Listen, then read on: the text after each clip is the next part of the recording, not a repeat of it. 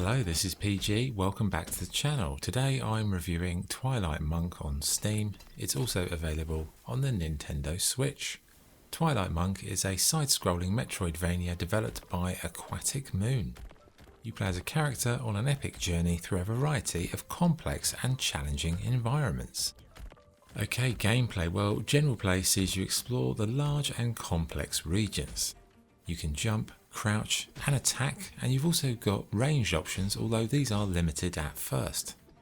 One thing to help you with combat is this dirty great pillar that your character is carrying.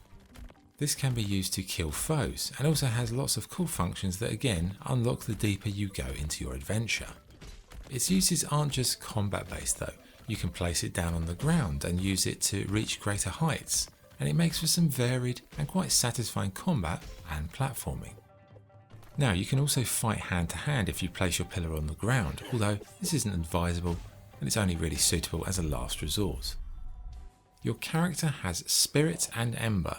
These basically cover your health and how many ranged attacks you can use at one time. But in general the game does what you would expect from a Metroidvania.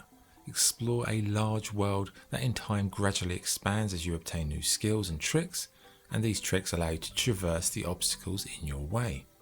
One thing that is worth noting is the game has no autosave, it's manual saves only. But how does that actually impact the game? Well, you can only save progress at a shrine, and if you play for 20 minutes, explore an area, collect lots of cool stuff, level up, and then die, you lose everything that you've done in the last 20 minutes. I can't say it's a deal breaker, but it does result in some mindless, almost roguelite-esque repetition, and I don't feel the game benefited from this feature. The game world is broken down into regions and dungeons.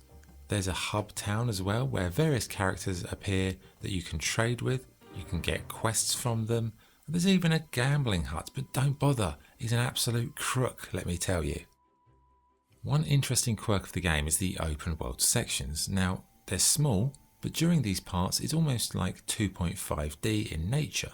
You explore, and if an enemy bumps into you, you'll be transported to a side-scrolling mini-level where you've got to fight your way to safety. It does get annoying at times, but it's a nice, almost Final Fantasy VII-esque twist to a Metroidvania game, and it works pretty well, I'd say. One part of the general levels that was odd were the enemy respawns. Now, usually when you save at a shrine in a video game, you'd expect that the enemies come back, right? Because you've got topped up health, etc. But here, if you go from one screen to another and return, everything you just killed reappears.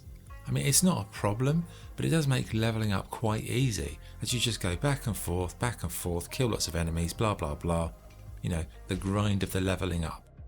In terms of your loadout, what have we got? We've got Mystic Arts. These are essentially your ranged combat options, and you start out with none. And as you explore, you will find new ones.